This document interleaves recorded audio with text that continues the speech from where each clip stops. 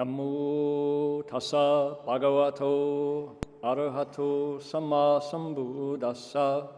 Namo tassa bhagavato arahato samma sambuddhassa. Homage to the blessed, noble, and perfectly enlightened one. Homage to the blessed, noble, and perfectly enlightened one. Namo sadanto suchedoye ulahudi samya samputoshe. Namo sadanto suchetoye arahati samya sambuddhase. 无上甚深微妙法，百千万劫难遭遇。我今见闻得受持，愿解如来真实义。Supreme and wondrous Dharma, subtle and profound, rarely is encountered, even in billions of eons. But now we see and hear it and accept it reverently. May we truly understand the Buddha's actual meaning. 师父上人，各位师兄，大家阿弥陀佛, Venerable Master, Dharma friends. Welcome to our Sutra lecture. My name is Heng. It is the 9th of October already, and we are in Libra, and we're about to investigate the Flower Garland Sutra's 20th chapter, Praises in a Palace of the Suyama Heaven. So let's continue with our protocols that we need to finish with here before we begin. And one of our duties here is a joyful one, because we're asking the Buddhas and Bodhisattvas to draw near, to come bless all of us and to make the world a brighter, more peaceful place. We do it with music and in Chinese, so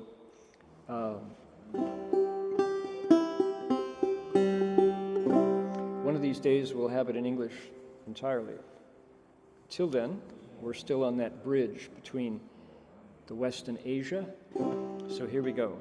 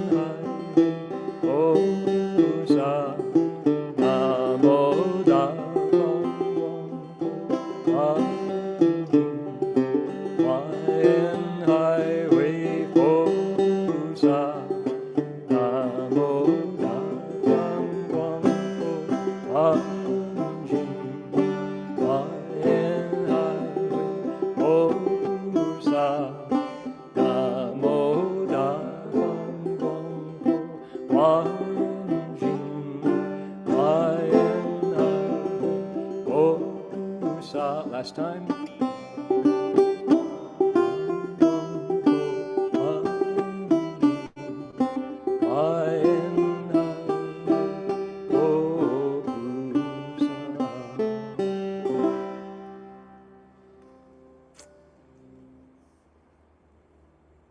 People say that banjos ring, and I believe it. Kumbumeri people of the Ugambi language group practice their spiritual connections to land, to living beings, and to all creation here in this spot for tens of thousands of years. Today we acknowledge them as traditional custodians of this land. We acknowledge them with gratitude, with sorrow, and with hope that we can move to a place of justice and partnership together. We acknowledge their wisdom and their elders, past, present, and emerging, and acknowledge all First Nations peoples whose sovereignty was never ceded. We do that. All right, so welcome back. We're about to launch into the praises given by a Bodhisattva, and I chose this desktop. I want you to see the desktop here. can you all see? What you're looking at is the Buddha explaining the Diamond Sutra, the Vajra Sutra.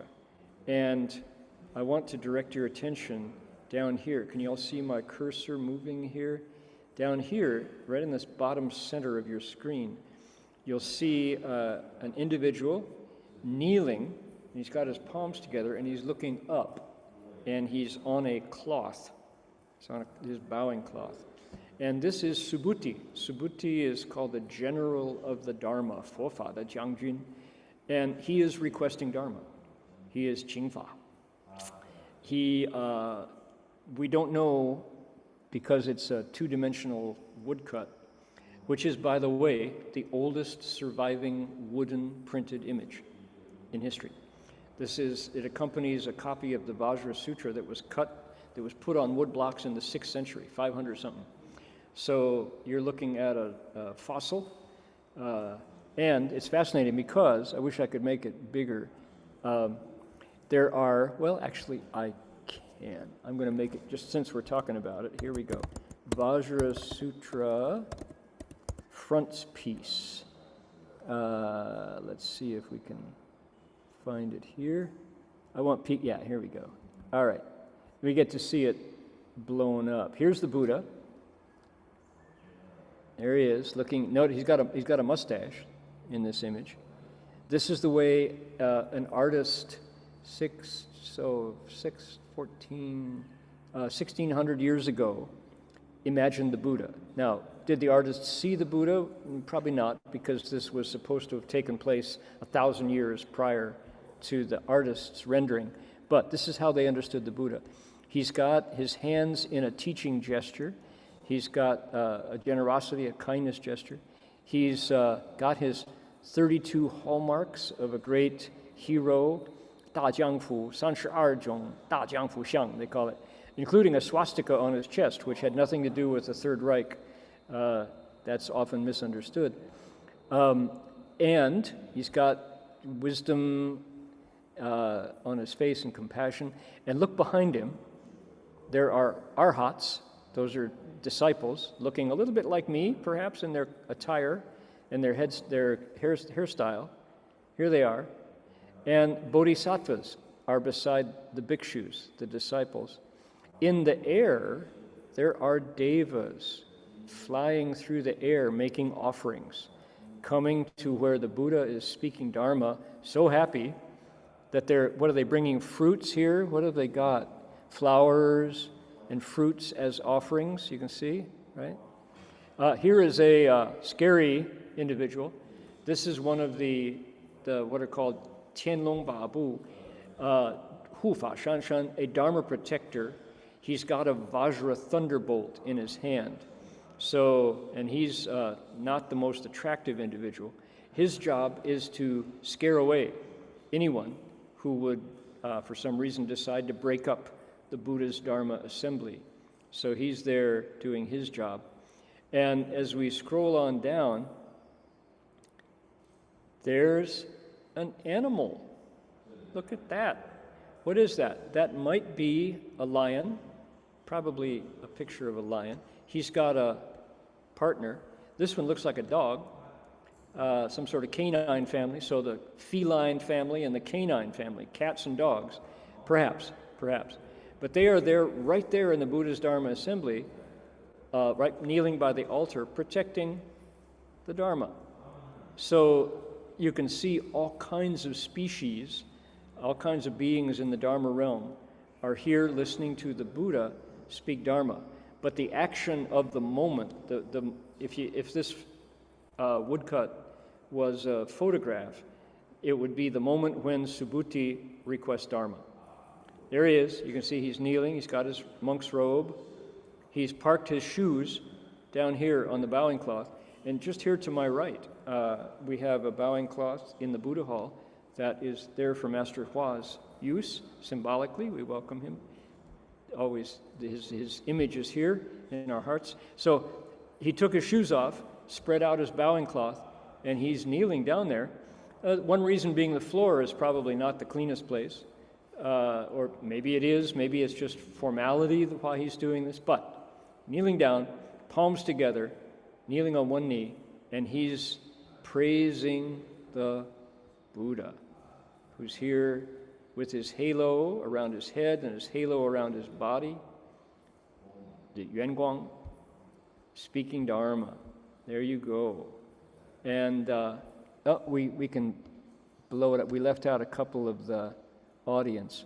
Here is another Dharma-protecting spirit, Jinggang Pusa. And next to him, notice this, judging by the hairstyle, by the headdress, what he's got on his head, this is a king. This is a king among humans. He's got attendants beside him, his courtiers on two sides.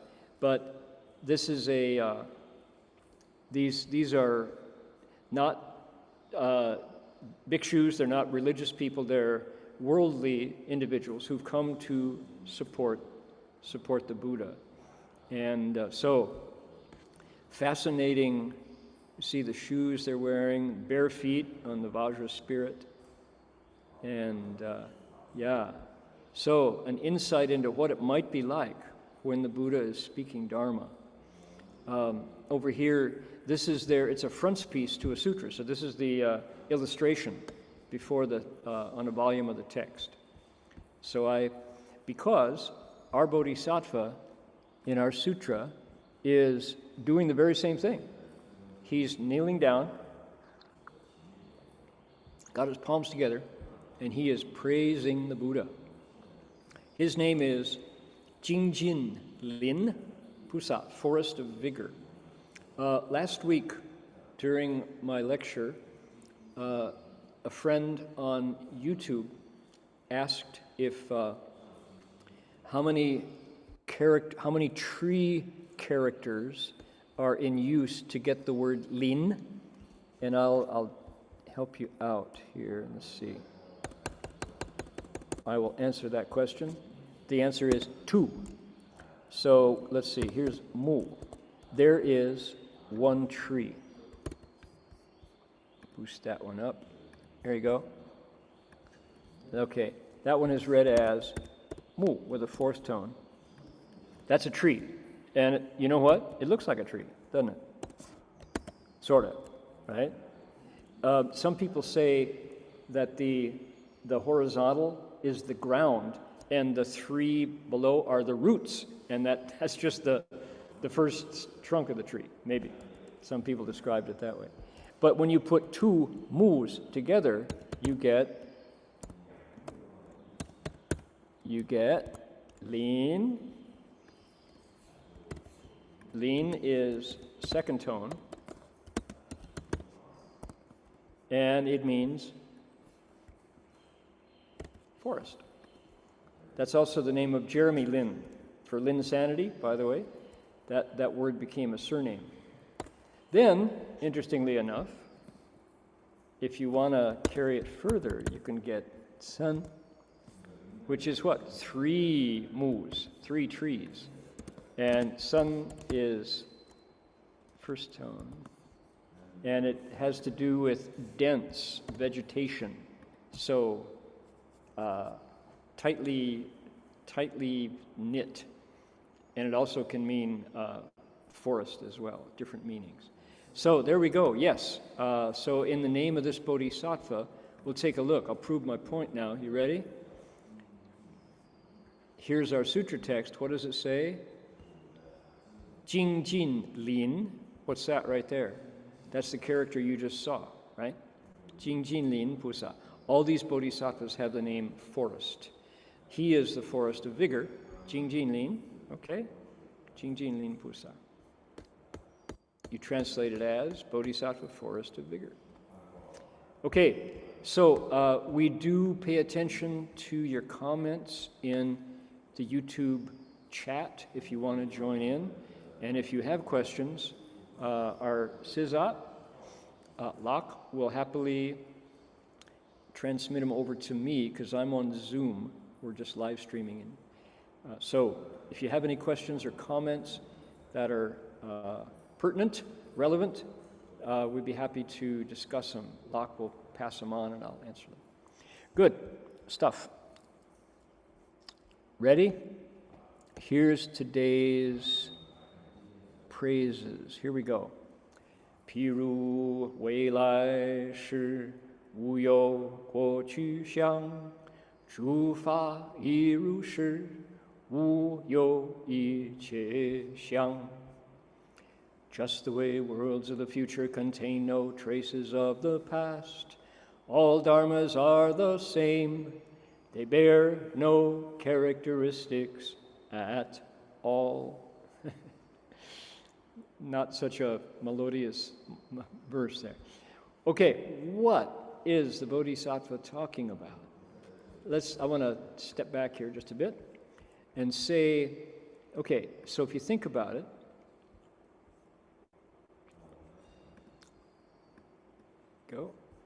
of all the things that you could bring up about the Buddha to praise, are 10 bodhisattvas with each of them singing 10 praises.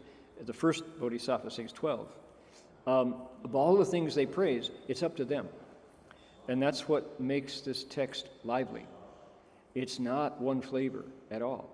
And it's because what are we doing? I'm trying to be like a lens so that the sutra's light can shine through me accurately without distortion, so that we all can hear the Dharma as if it was the Buddha.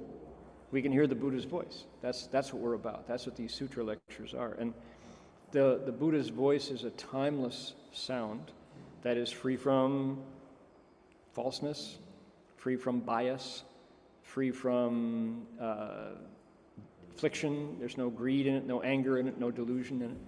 And when we hear the Buddha's voice, it's like it's the standard.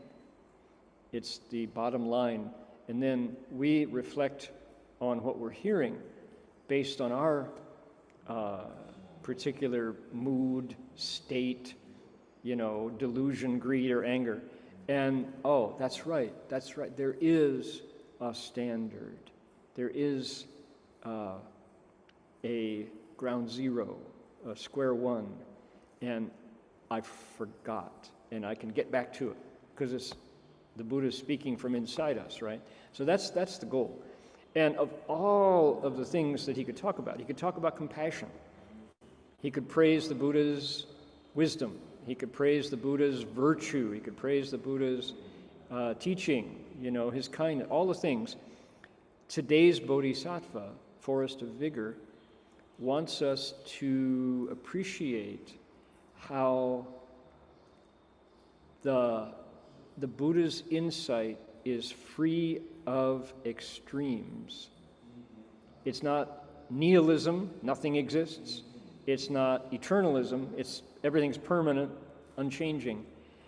He wants us to look at the nature of reality and find our way back to ourselves, our true self. That's what he's doing.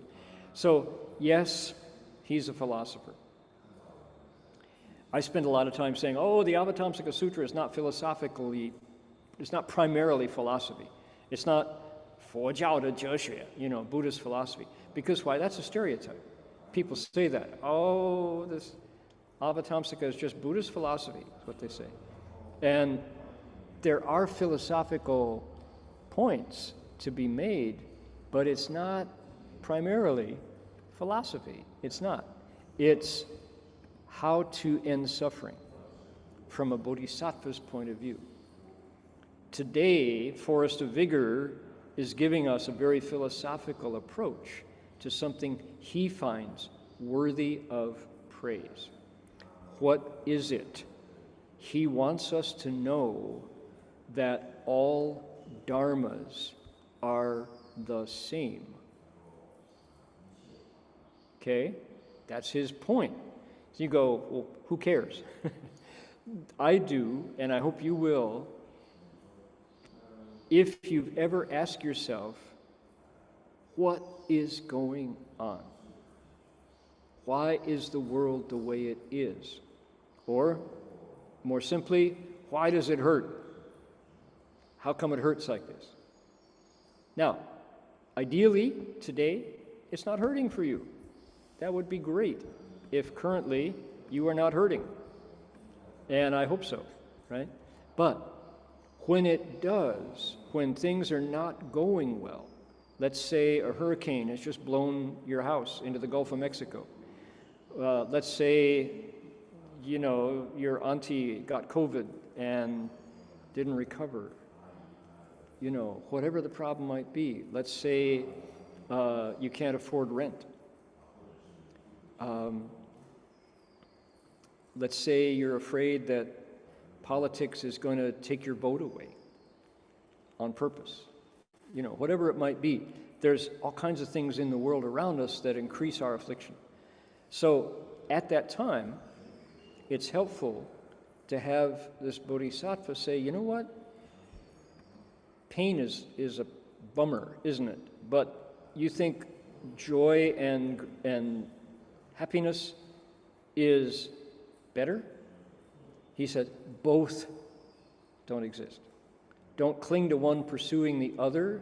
Don't throw one away looking for a better one. Because when you get it, it's not going to hit the spot. It's not going to satisfy you, he says. That's when this kind of teaching becomes relevant. Forest of Vigor is not just trying to get us to believe that things in front of my eyes don't exist. That's not his point. That would be, pointless. He's not a sophist. This is not sophistry, just kind of words in the air, words like popcorn. That's not his point. His point is to say, if we can understand that it's no value clinging to good things and rejecting bad things, because those are just two sides of duality.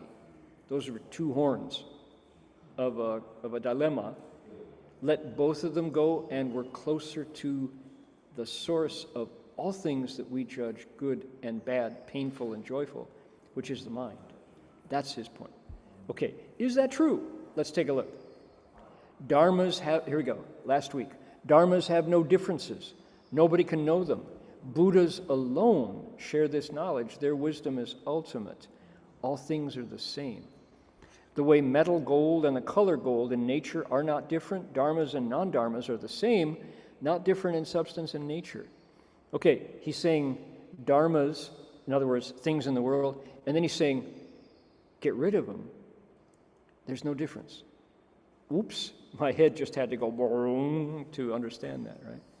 Living beings and no living beings, both are not true or real. So it is with the nature of dharmas. In reality, dharmas don't exist. Hold on, don't reject that point. Just hold that thought, as they say. Ready? Today's first talk, just first praise. Just the way worlds of the future contain no traces of the past, all dharmas are the same. They bear no characteristics at all. Interested? It's like, So it's a Sunday afternoon here in Queensland. It's a Saturday night back in the Northern Hemisphere and across the date line. Here's a Buddhist text pointing you back to a level of reality that probably you weren't in when you turned on your computer or clicked on your phone or your iPad. Probably your mind was not working with the nature of reality and having it explode, deconstruct. That's what our Bodhisattva wants us to do. He's shaken us up, not because he's a perverse kind of guy who wants to, say nothing exists. Not that. He is, at the same moment, a Dharma doctor. He wants to cure us of our attachments, which are the source of most of our pain, by showing us that the negative states, the bummers that come our way, are not real, so we shouldn't reject them when they happen. We shouldn't struggle against them. But he also wants us to know that craving pleasure and joy and thinking that the next shiny object that we grab is going to satisfy us, that's also equally empty. It's also going to vanish in the sands of time. So don't grab for it. Don't cling to that either. That's his goal, is to take us back to what's called the middle way, 中道, right? The middle way, where all things arise and where all things cease. And if you wanted to give it another name, you could call it the mind ground. All right, so far so good. Is that, yeah, that's different, isn't it? Okay, let's move in and see what he says. I'm interested in how people are, come to grips with this, because it is profound. This is deep. This guy is deep. He says, this is what I'm praising about the Buddha, that the Buddha found that nature and tried his best to get us to see it, because here suffering ends. Right? 譬如生灭相，种种皆非实，诸法亦复然，自性无所有。 Just the way the characteristics of creation and destruction appear in many ways, yet none truly exist. Every Dharma is just the same. Their inherent nature does not exist. Same principle. All dharmas are the same. You go to the core of those dharmas and it goes boop, pop, disappears. Can't grab it. Okay. The challenge here, I wasn't sharing my screen when I did that. Sorry. Here we go. There's the Chinese. Take a look at it line by line. Locke, that's part of your job, is to send a hot message to me. You're not sharing your screen. Okay, there we go. Here we go. Ready? Watch. Just like birth, destruction, appearance, characteristics, many kinds, kind and kind, all not real. So, just the way things that come into being and things that go away, likewise, all things are unreal. All dharmas equally, just like that. Self-nature doesn't exist at all. Okay? There we go. Yeah, boy, this is what he's doing. Kneeling in front of the Buddha, if we were watching from the sidelines, suppose we were there in the Suyama Heaven Palace watching this Bodhisattva sing to the Buddha, my reaction would probably be the same as it is now, which is, whoa, that's deep. He wants us to know that the things around us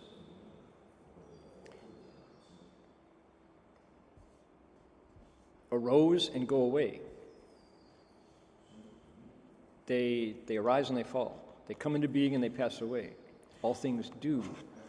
The unspoken injunction behind that is, so don't cling to them, because it's going to hurt when they leave. As much to the degree that you can't let them go, that's how much you hurt, he's saying. Not negating the happiness. I mean, he is. Yes, he is. He's not negating the misery either. So can we find ourselves in harmony with reality as it arises?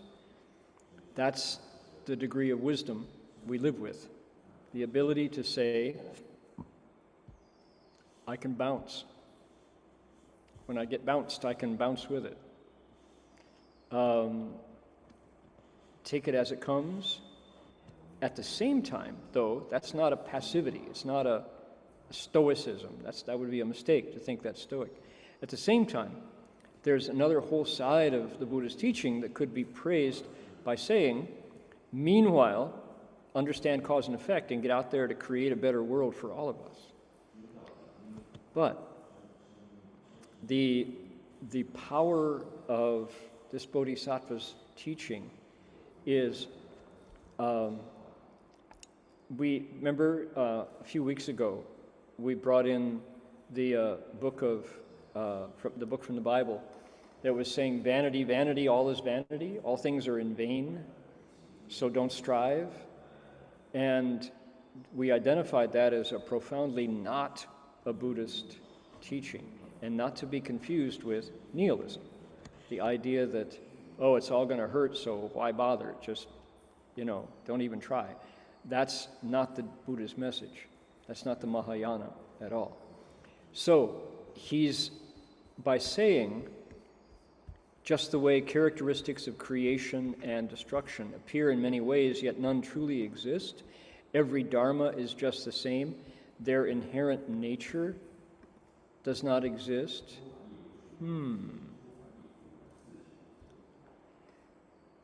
Embedded in this teaching is the idea that, do you like the way your life is going? Do you like the stuff that's happening to you and your family and your job and your wealth and your car and your pets? If so, continue. Continue to live righteously, and you can enjoy it. If you don't, embedded in this teaching is, get to work changing. Take charge of the cause and effect in your life, to change the language. Plant a different garden, and you can make a life that you enjoy better. That's the proactive side of the Dharma. He's taking both suffering and pleasure or joy or happiness back to nothing, back to where all conditions, all things in our lives are relationships, conditions, that is to say, and when those relationships fall apart, they're gone. The eyes that saw them, the ears that heard the voice of your beloved, right? The body that felt the pleasure or the pain, the tongue, the nose, the mind that understood things in a certain way, all go away at some point because they're made of other things. They're component objects. They're just relationships in space. H2O, 2 hydrogen and oxygen make water. Freeze it, it's ice. Melt it, it's water. Steam it, it's a cloud, right? It's still a relationship. Take it away, H3O doesn't exist as water. So everything about our lives is that way, says our Bodhisattva. That's what he's saying.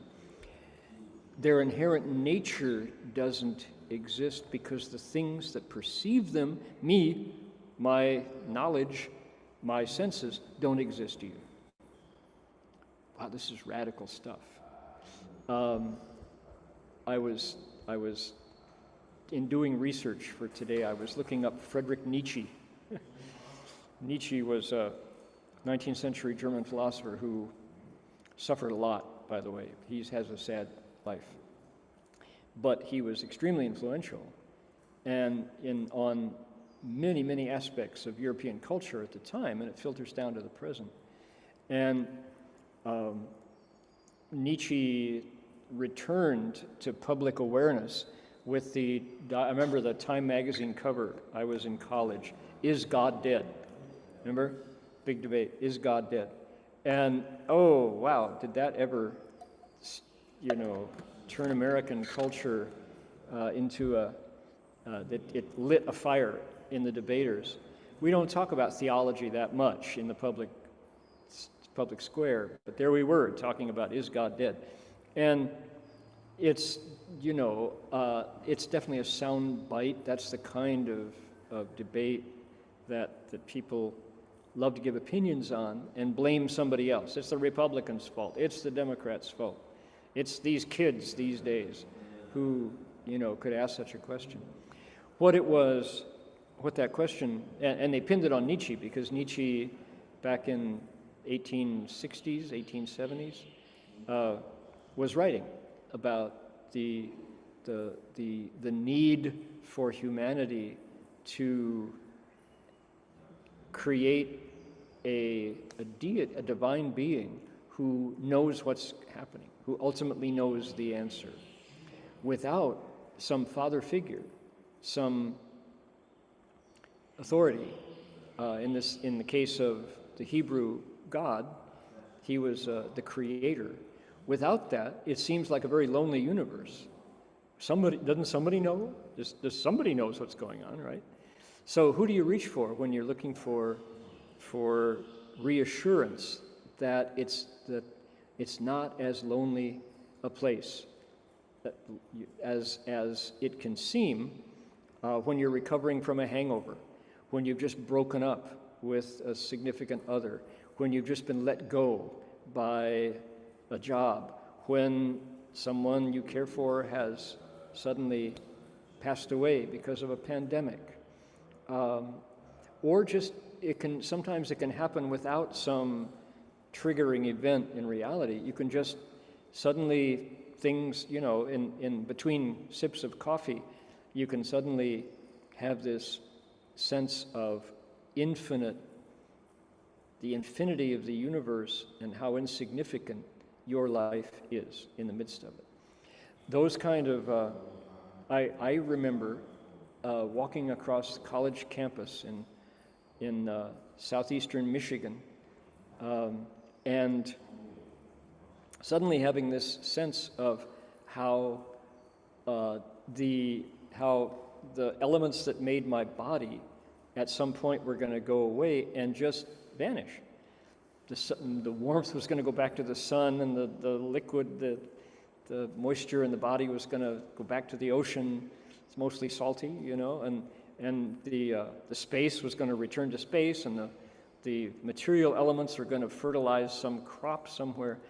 And the thing that makes me is very amorphous too. I was, you're in college, you're 19 years old, 20 years old, and your body is new and different every day, and your thoughts are changing every day. I became like a cloud. That was the only, and nothing I could grab onto. I think it was finals week. It was the pressure of finals was what was pushing my mind to beyond its borders, beyond my knowledge and the limits of who I was and what I thought I wanted, which is the job of a good college education, is to break through the sense of me in the middle, that I'm important. My parents always told me I was important and loved, and what if I'm not? Does everybody feel that way too? We can't all be the center of the universe at once, can we? So what's real? What's lasting? What's permanent? Who am I, ultimately? And of course, I was meditating too with my Zazen community. And we were also eating the Zen macrobiotic diet. We were in the middle of a week of brown rice, remember? The Zen macrobiotic cooking. George Ozawa was the current trend for progressive kids like us. We were Zennies. And so I was eating brown rice and tamari, which is sesame seeds with salt.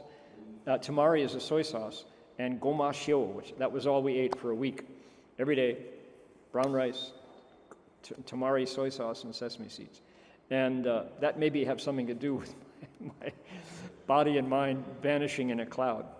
And that insight lasted for about 2 hours, I remember. Walking over to the dining room at the dormitory and sitting down, and of course feeling superior because I wasn't eating the food from the cafe line. I was eating brown rice. But there was a community around me who were also meditating, and we were experimenting.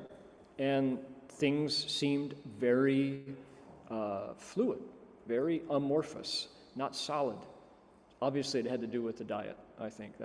Thinking of it again, that's probably mostly why I was experiencing this. So, nonetheless, the question was posed: who am I and what is real? I did not have the benefit of Forest of Vigor Bodhisattva's wisdom to take me past the sense of, everything's really empty. He's saying that's a step along the way, but that is also not true. The fact that it's all empty, well, if it's all empty, then this cup of oolong tea is not going to quench my thirst. That was pretty real. What does he say? He says, 涅槃不可去，说是有二种，诸法亦复然，分别有殊异. Nirvana cannot be obtained, but when we talk about it, there are two expressions. Every Dharma is the same way. When we discriminate among them, there are differences. Okay, unpack it. He's saying what? He's saying there's Nirvana, which is is an unconditioned Dharma. It's one of the two phenomena that are not made up of other things, infinite space being the other one. So he says Nirvana, you can't get it. Nirvana cannot be obtained. Nyepan bukochu. So is that bad news? Is that an existential moment for all of you? It's like, what are we, if we can't get Nirvana, what are you, who's been fooling us all along? So that could be a shocker. That could be the whole lecture, right? Don't try for Nirvana because you never get it. Stop. It's the you it's the me that thinks I'm going to get Nirvana that is the unobtainable thing. So instead of Nyepan bukochu, Nirvana cannot be obtained. If I were to say, here we go, here's our Chinese. You can't obtain Nirvana. The important word in that sentence is the you.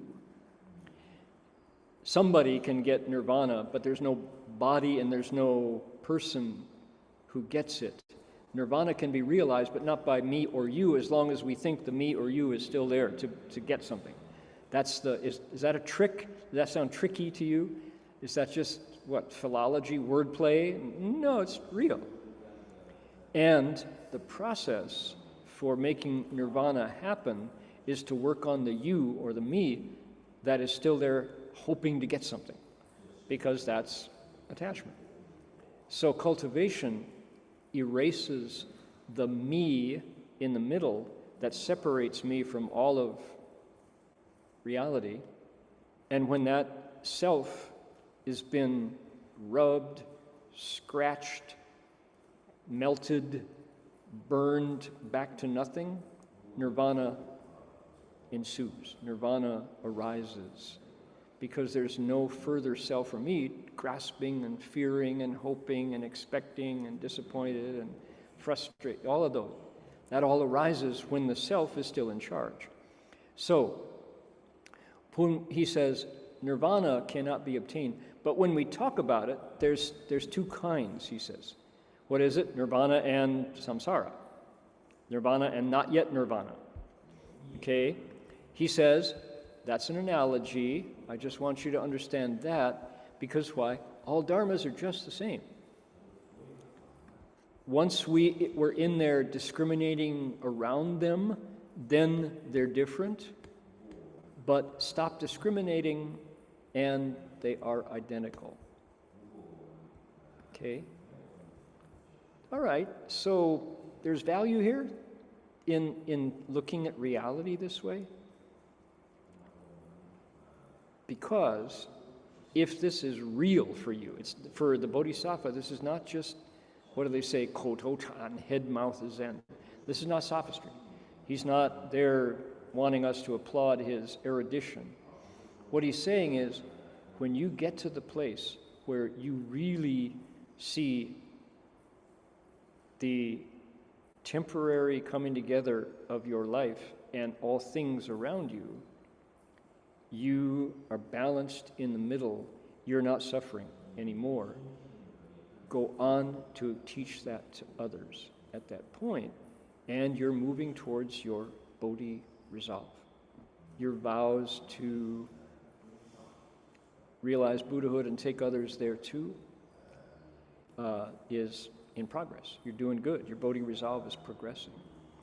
So there's a real state where in your meditation, through your sitting, through your bowing, through your reciting, through your wholesome karma, your karma yoga, you can take yourself back to a place where in samadhi, all dharmas are the same. It's a long road to get there, and you have to sit a lot because you go through times when you feel really hot. Ooh, dharmas are not the same. I'm sweating in minutes. Your different parts of the body get really, really hot. There are times when the opposite happens. You freeze. You pile blankets on top, and yet you're still shivering. And at that time, Shifu would say, 这就是一种境界, 境界. This is a state. It's called a state. Don't get attached to it. Don't be afraid of it. Don't think you're crazy. Don't think you're enlightened. Keep working. And then the cold goes away. We had a meditator. I won't mention her name because she's listening to the lecture.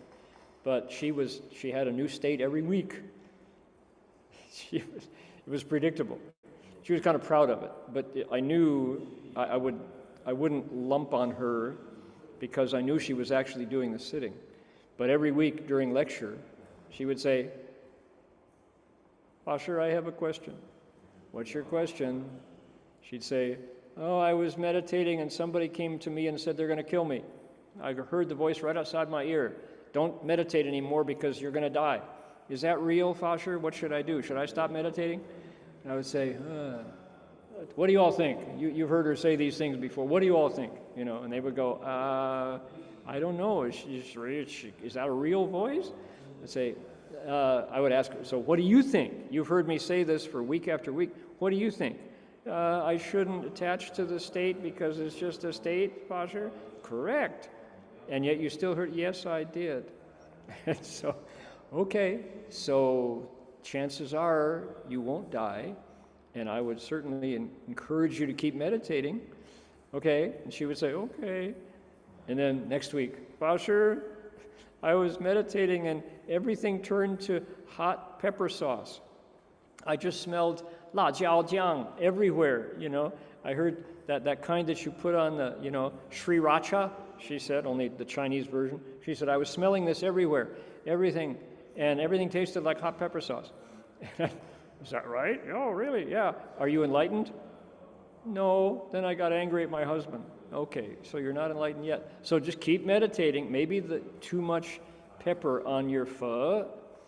Maybe you should eat pho without so much hot sauce. What do you think? Well, do you eat pho in your hot sauce? Well, yes. Maybe a little less. Okay. Keep meditating. So every week something different. And she really was working hard. And then there was the time when she started to jump. She would be meditating and like that. Meditated, sitting there and jump like that. And you could tell that a little bit of her was proud of it because something was happening, right? And the people around her were not proud of her. It's just like, sit still. Could you ask her to sit in the balcony or maybe outside or something? If she's going to do that, and in the middle of Chan, like that. And so, reliably, Fasher, I've been jumping. Yeah, everybody knows that. And so what's going on? Well, it's just the energy that just makes it do it. I'm not doing it. Right? Okay. So keep working.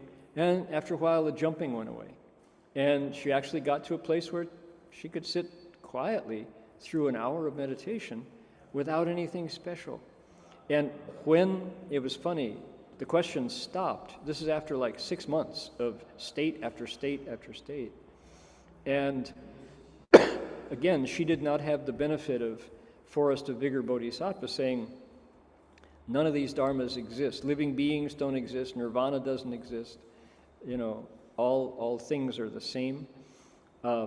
So she faithfully soldiered through all these different states. And as I said, the funny part was, when the states stopped, her attention turned to other people and what they were going through. And I was tempted at one point to say, hey, and I won't mention her name because I know she's listening, said, you haven't had any states recently, have you? I didn't want to bring it up just to not, because I was so happy that the states stopped. But following directly on the ending of these states was what I would call compassion. She started to ask about others' well-being. Her sister and her mom, and you could see that she had I would say the word in English is she paid her dues of having to endure the discomfort of having your body be hot and then cold and then hot pepper and then death threats and then, jumping. All these things happened just as our next Bodhisattva coming up is talking about the skandhas, the 5 components of the personality. And the skandhas were undergoing transformation while she was meditating, precisely because she had determined that high water or, drought, she was going to meditate. She was going to meditate no matter what. And she did, and the result was those states went away, and what became more real to her was her connection to the world around her. So I would consider that an actual accomplishment, is the realization that through meditation, you're able to actually empathize and feel with and find a way to benefit those around you, those around us. Yeah. Cool. So it is a road. It is a road to get to this place where you can actually see that all dharmas share identical characteristics, which is you can't find them. They have no nature. And yet, you can't do without them either. They never stop. And so while we're involved in this world of dharmas, how good to have a care for others, to be kind to yourself, to use kindness relating to the world around you. And I would include in that the animals around us, and while we probably don't deal with the ghosts around us, if we know how to recite the Tathagata's 7 names, we actually can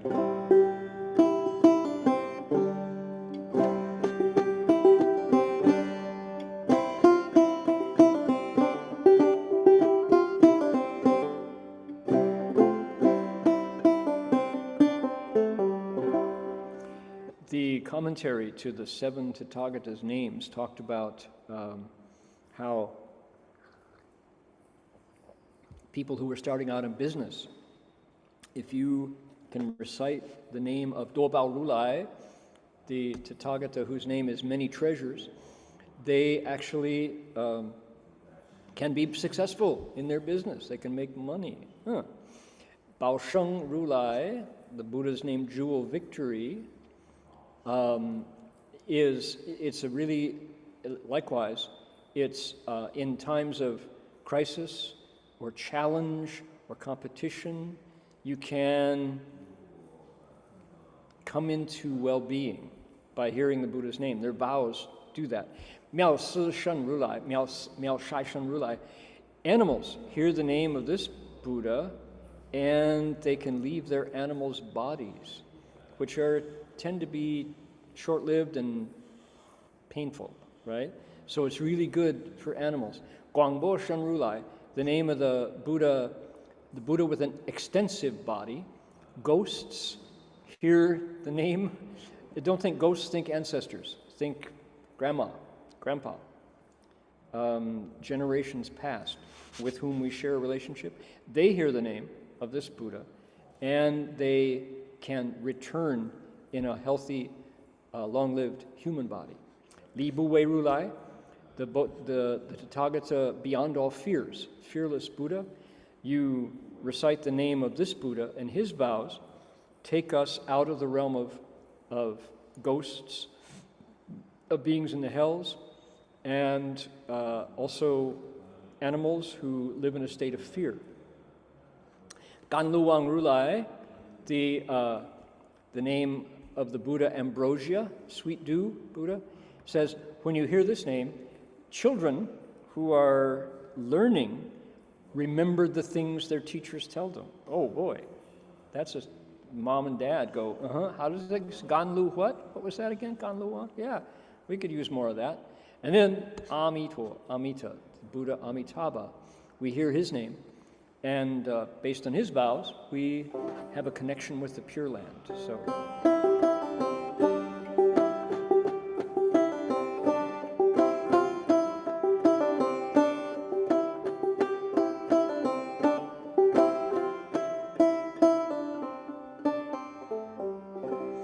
Namo Do Bao Ru Lai, Namo Bao Sheng Ru Lai, Namo Miao Sha Shen Ru Lai, Namo Guang Bo Shen Ru Lai, Namo Li Bu Wei Ru Lai, Namo Gan Lu Wang Ru Lai, Namo Amito Ru Lai.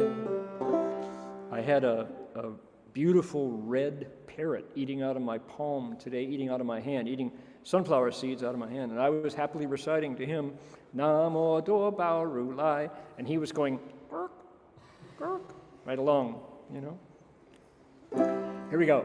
Namo Do Bao Ru Lai, Namo Bao Sheng Ru Lai, Namo Mao Sha Shen Ru Lai, Namo Guang Bo Shen Ru Lai, Namo Li Bu Wei Ru Lai, Namo Gan Lu Wang Ru Lai, Namo Amito Ru Lai.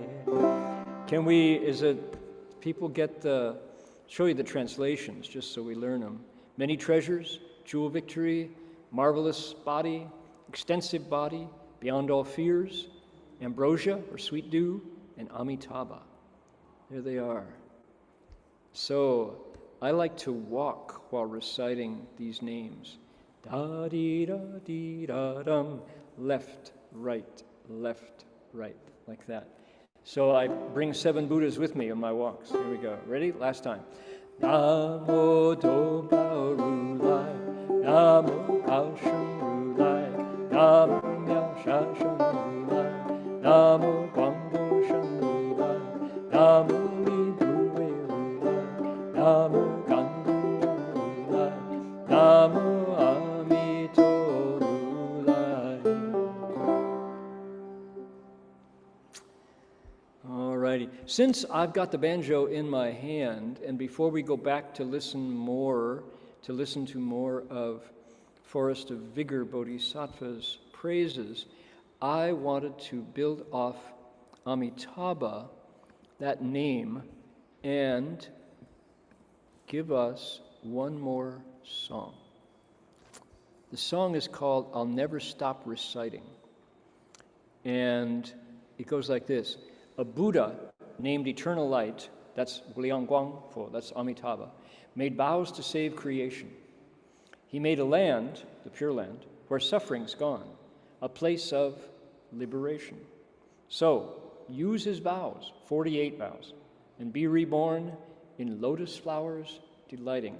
That's where, according to Amitabha's vows, we get reborn. You simply keep his name in mind and never stop reciting. Namo Amito Ru Lai, just like that.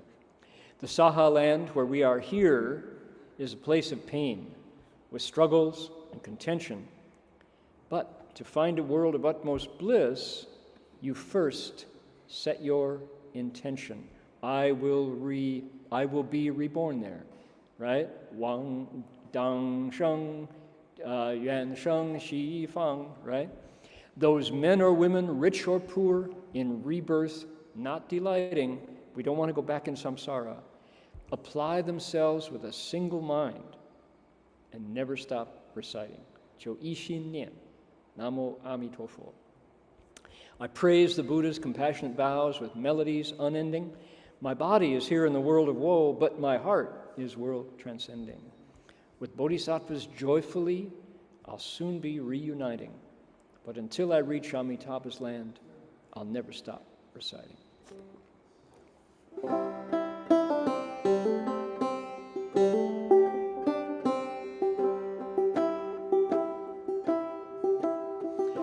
A Buddha named Eternal Light vows to save creation. Made a land where suffering's gone, place of liberation. So use his vows bows and be reborn. Lotus flowers delighting, you simply keep his name in mind. Never stop reciting.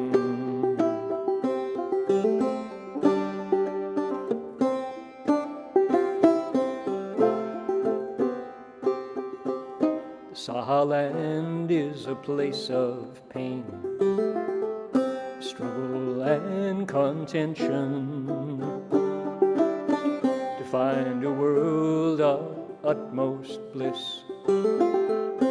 First set your intention. Those men or women, rich or poor, rebirth not delighting, apply themselves with a single mind. Never stop reciting.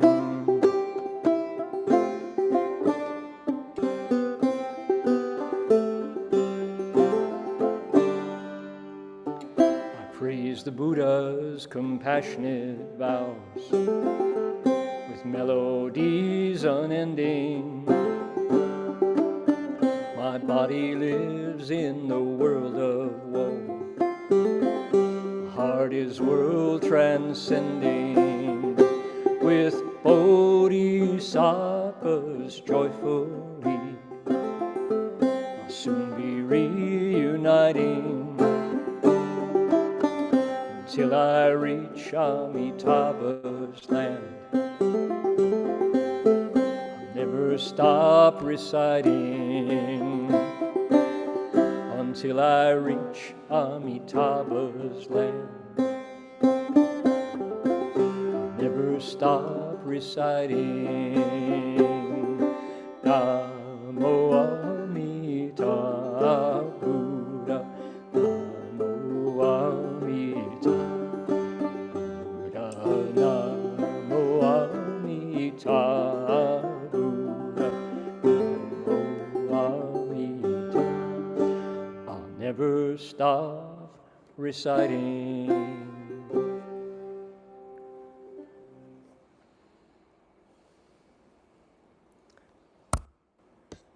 Coming to you on the Buddhist Hit Parade. Okay, we got more praises from our Bodhisattva. Let's see, we got 4 more verses. Let's do 2 more. What does he say? He says, 如意所述物，而有与能述，彼性无所有，如是了知法。如意所述物，而有与能述，彼性无所有，如是了知法。Like when we depend on counting things, there are things that can be counted, yet the nature of those things doesn't exist. This is how we understand dharmas. Okay. He is destroying reality. Whoa, this Bodhisattva is determined to upset us. He's taking the world around us, all dharmas, all phenomena, and saying they don't exist. On the face of it, it's nonsense. If you penetrate it, it's deep and profound and wise and insightful. And it's medicine.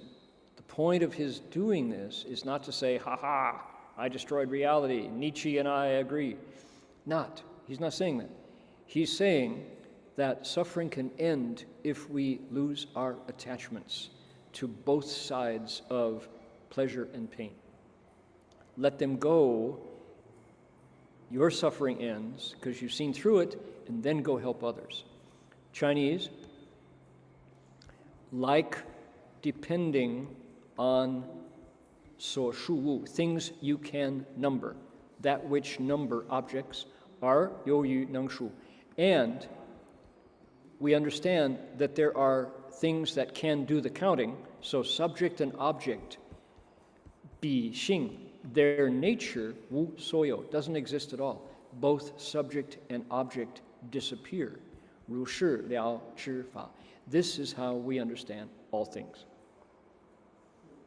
All right. So our Bodhisattva is saying, yeah, Buddha, thanks for the wisdom that lets us get to the heart of human experience, which by and large is misery because things keep breaking. Just breaking, right? Bob Dylan, everything is broken, he says, right? So it's all broken, yes, but what about that experience of things being broken? Can that break too? Yes, it can. You can get past everything's broken. So that's the wisdom of the Buddha. Thank you. 譬如算术法，增益之无量，术法无体性，智慧故此别差别。Just like counting with mathematics from 1 to innumerable, yet mathematics itself has no separate nature. Still with wisdom we make distinctions. All right, let's look at the Chinese just to get a sense of it. Here we go. 譬如, like 算术法, when we are doing math, like calculating on an abacus, on a Texas Instrument calculator, on your fingers, on your child's toes, however you're counting up, 增益之无量, from 1 all the way to however many toes you have, 术法无体性, the process of counting itself is only illusory.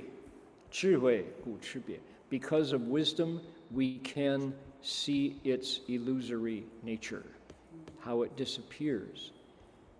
Mathematics has no separate nature, but if you can see it with wisdom, you understand that mathematics, just like music, just like doing business, making money, pursuing romantic entanglement, writing great literature, going to war with the sovereign nation next door, all of these things have no separate nature, and wisdom can see this, and then you can choose wisely what increases well-being and what increases harm. All right? Worthwhile looking at. Don't have to, right? You wouldn't be listening to this lecture if you thought this was just sophistry. Bodhisattva saying nothing exists.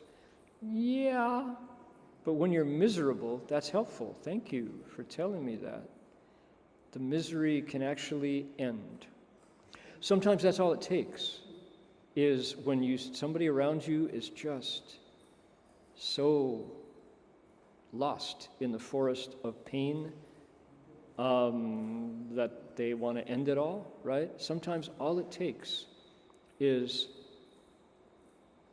someone, you perhaps in a quiet voice, saying, this is going to end too. I'm sure you can recall before you were so miserable.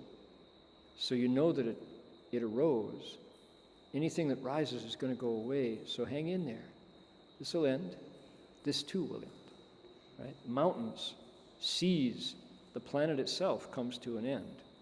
So how much the more will this suffering go away? So be patient. Just hang in there. Right? So if you can say that, that's when was that useful? You all remember Spider-Man 2? Back to the original Spider-Man? When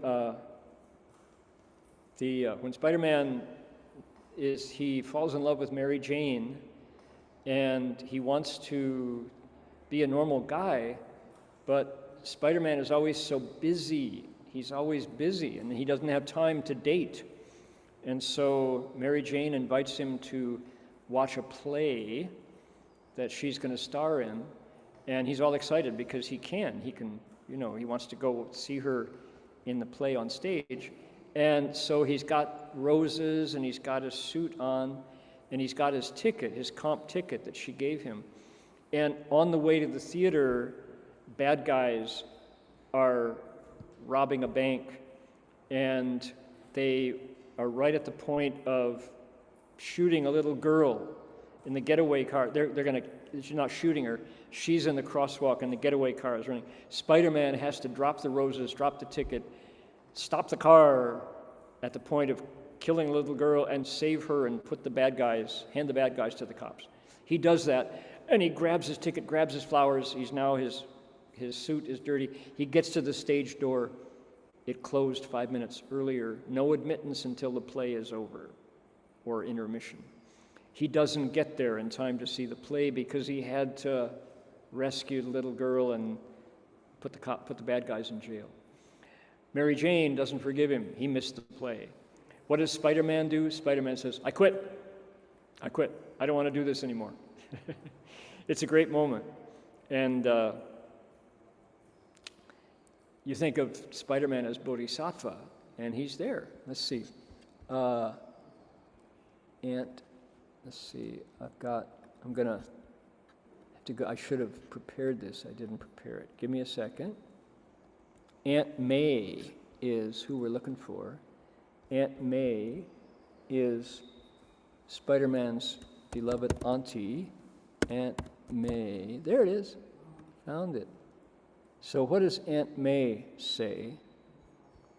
Oh, didn't find it. Wait, my library. That's what I want. Aunt May. Can I find it?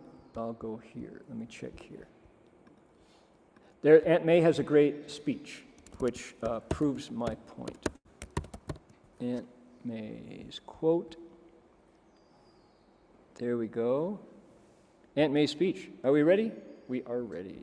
Just a moment. I'm going to share my screen. So, it couldn't be open. Not compatible. Okay, I'll just have to tell you what she says. Aunt May says,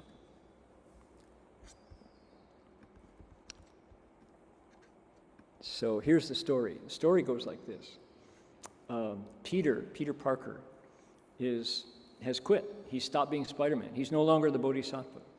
You could say, he's retreated from his Bodhi vows, right, to save living beings.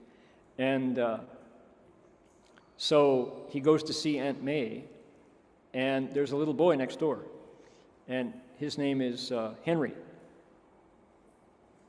Henry's the next door neighbor, and he looks at Peter Parker, who's a photographer for the newspaper. And so little Henry, so here's Aunt May, here's Henry, the neighbor boy, who's doing odd jobs for Aunt May. Peter comes to see his auntie, and Henry says, "You take Spider-Man's pictures, right?" And Peter says, "I used to." Henry says, "Where is he?" And Aunt May, of course, Peter doesn't know what to say because he's Spider-Man, only he can't reveal that, right? So Aunt May says, "Henry and I agree. We don't see his picture in the paper anymore." Peter Parker says, "He quit." Henry, the boy, says, "Why?" Peter says, "He wanted to try other things." So Henry says, "He'll be back, right?" Spider-Man, Peter, says, "I don't know." So Aunt May says, "You'll never guess who he wants to be when he grows up. Spider-Man." So Spider-Man says, "Why?" Aunt May's big speech. She says, "He knows a hero when he sees one. There are too few characters out there flying around like that, saving old girls like me. And Lord knows kids like Henry need a hero. Courageous, self-sacrificing people, setting examples for all of us. Everybody loves a hero. People line up for them, cheer them, scream their names." Years later, they'll tell how they stood in the rain for hours just to get a glimpse of the one who taught them to hold on just a second longer.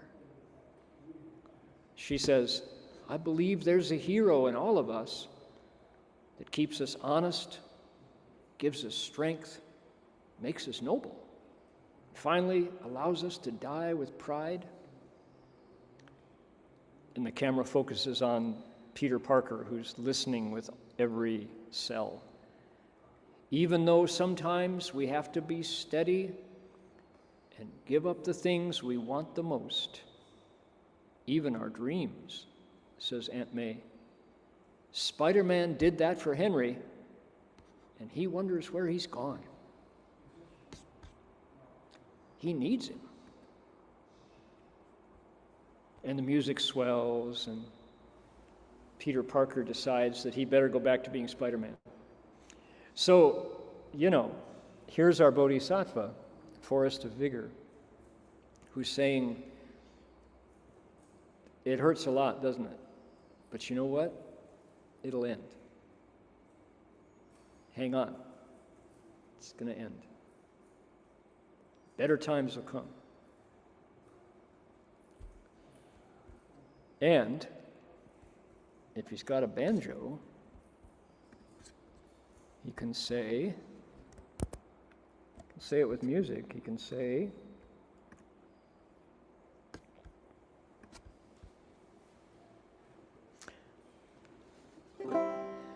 better times will come, better times will come. This world learns to live as one. Oh, better times will come. 明天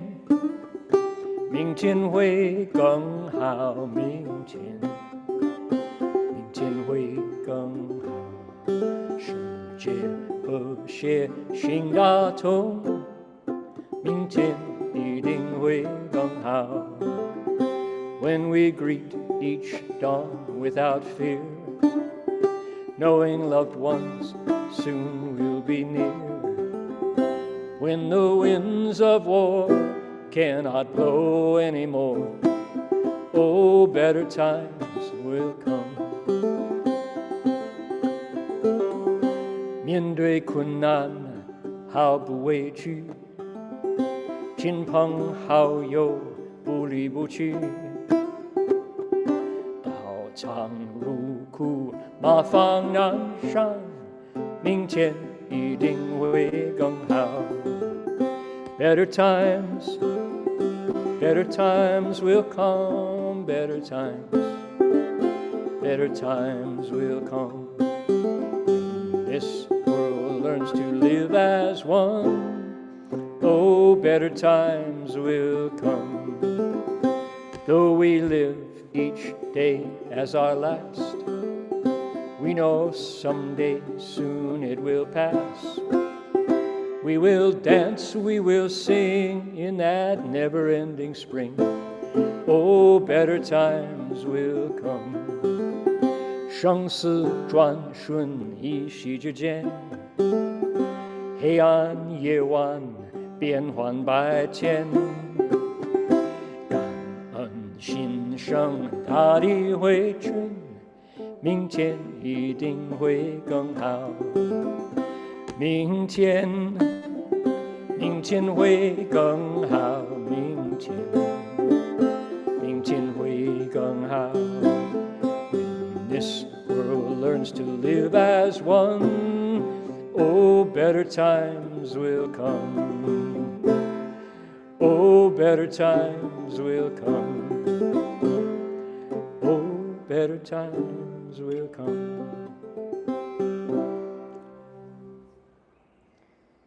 So that's the point of the Bodhisattva's message, not that we collapse in a bundle of a wet puddle because suffering is intense.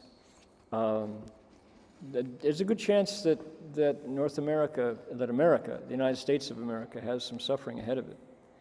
That's may well be the case.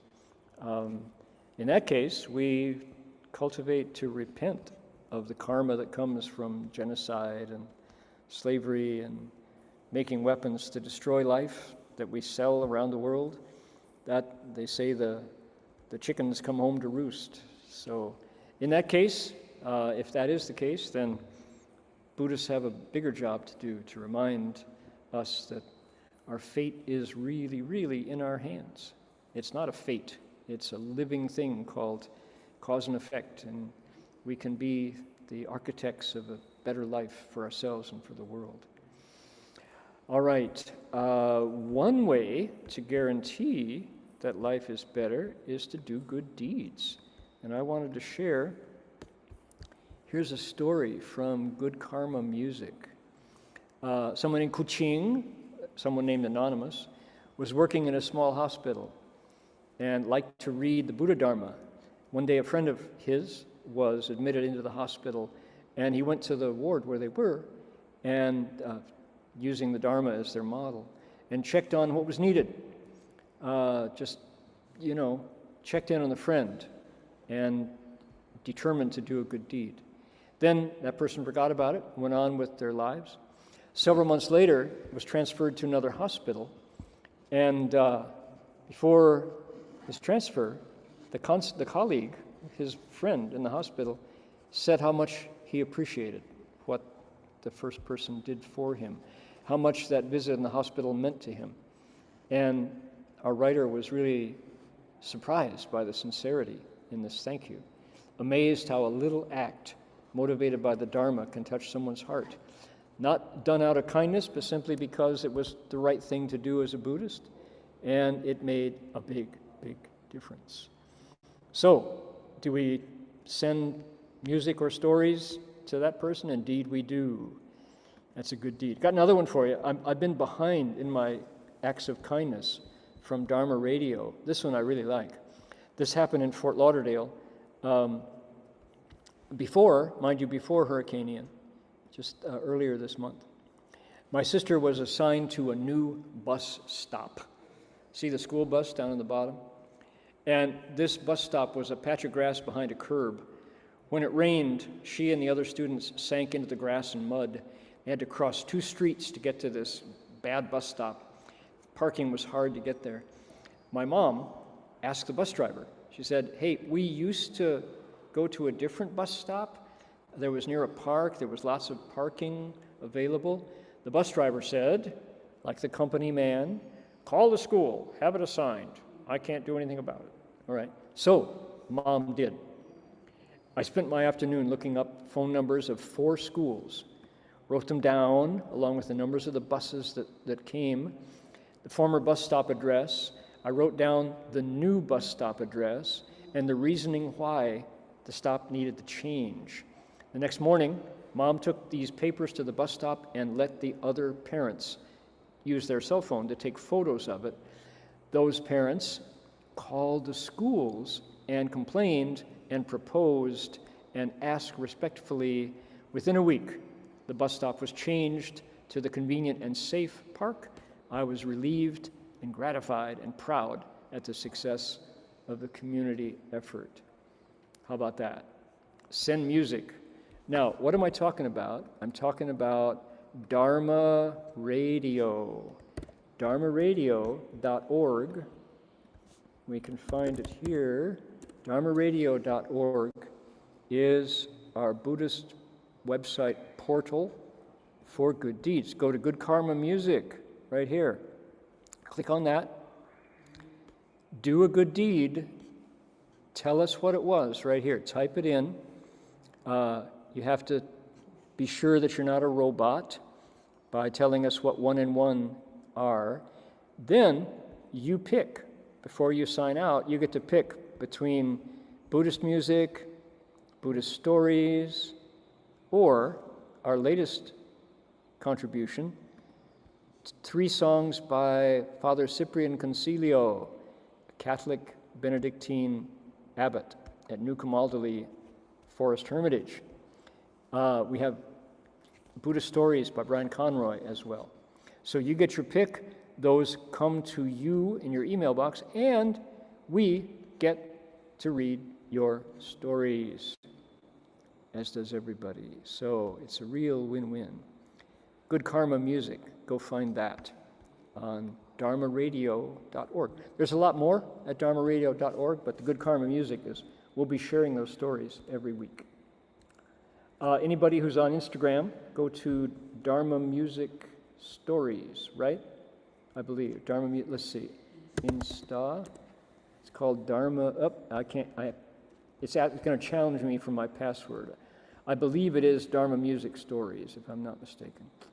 Meanwhile, I would like to ask Jinchuan or Jinwei, who are down. Oh, wait a minute. It found it all by itself. Dharma Music Stories.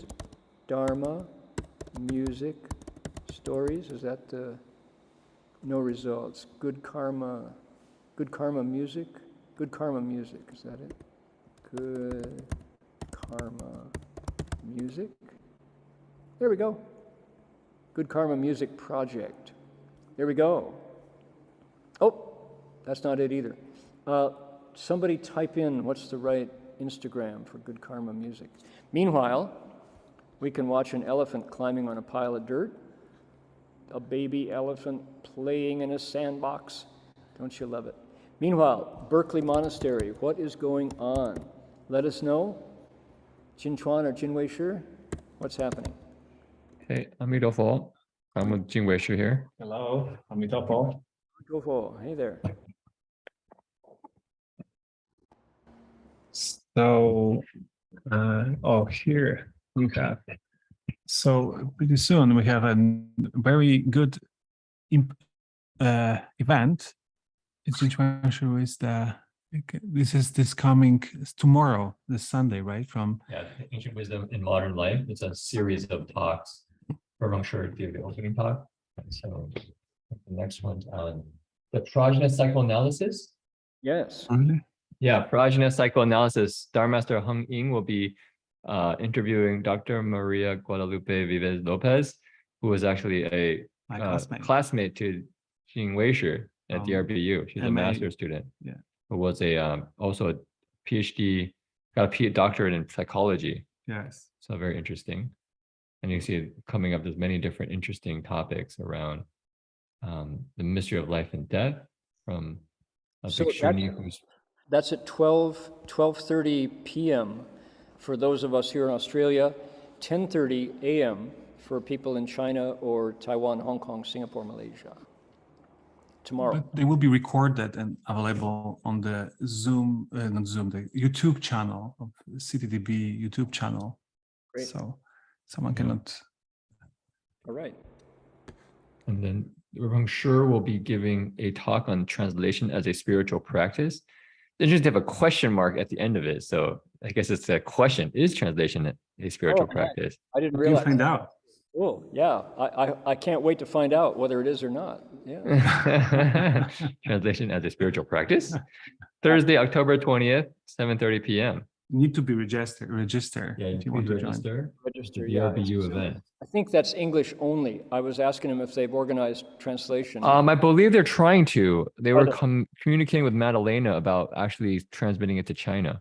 Yeah, it's kind of ironic to have translation as a spiritual practice without translation.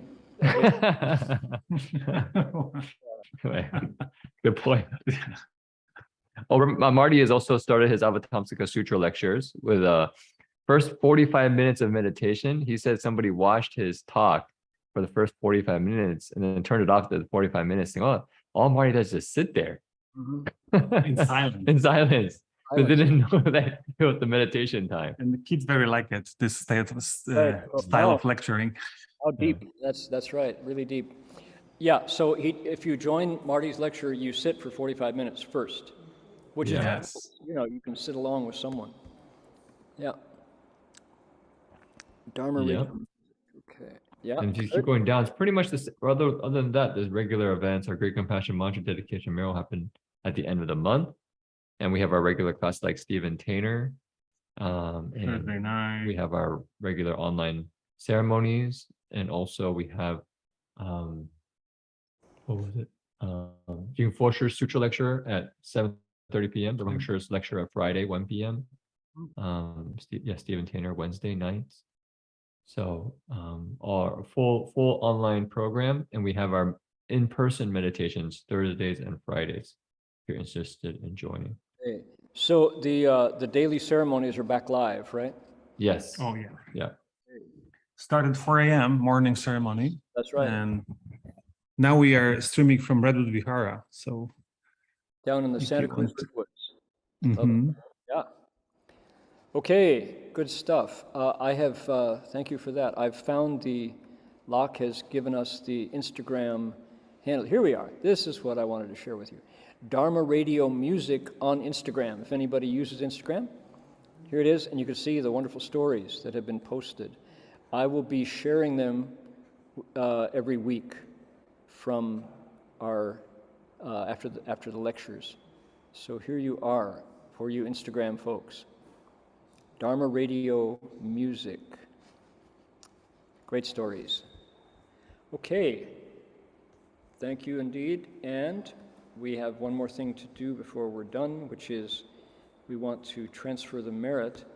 And our Dharma brother, Zhongguoji, is recovering from a serious fall that he took. I'm sure any amount of merit we want to share will not be missed, will be appreciated. However, whatever else misery in the world you would like to pour some cool, sweet dew on, that's up to you as you make your wish. We will recite this 3 times. I haven't talked about the translation for a while. This mantra has an actual translation.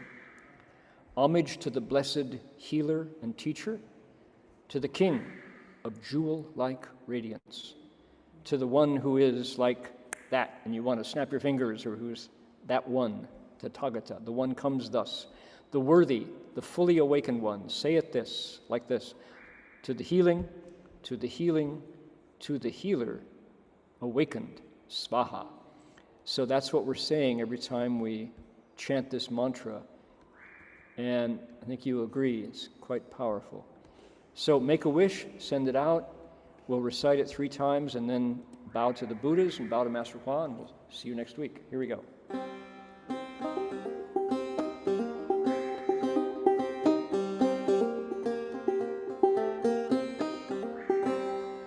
Om Namo Bhagavate Vaisajya Guru Maidurya Prabharajaya Tathagatāya Arahate Samyak Sambuddhaya Adyata Aisaje Aisaje Aisaja Samukate Swaha Om Namo Bhagavate Vaisajya Guru Maidurya Prabharajaya Tathagatāya Arahate Samyak Sambuddhaya Adyata Om Aisaje Aisaje Aisaja Samukate Swaha Om Namo Bhagavate Vaisajya Guru Maidurya Prabharajaya Tathagatāya Arahate Samyak Sambuddhaya Adyata Om Aisaje Aisaje Aisaja Samukate Swaha.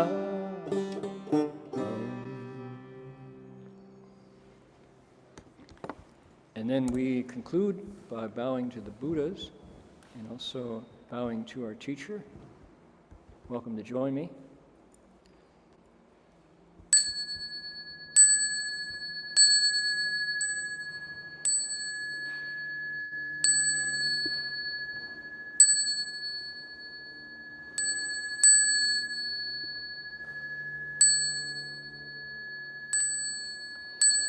Bow in respect to the Venerable Master.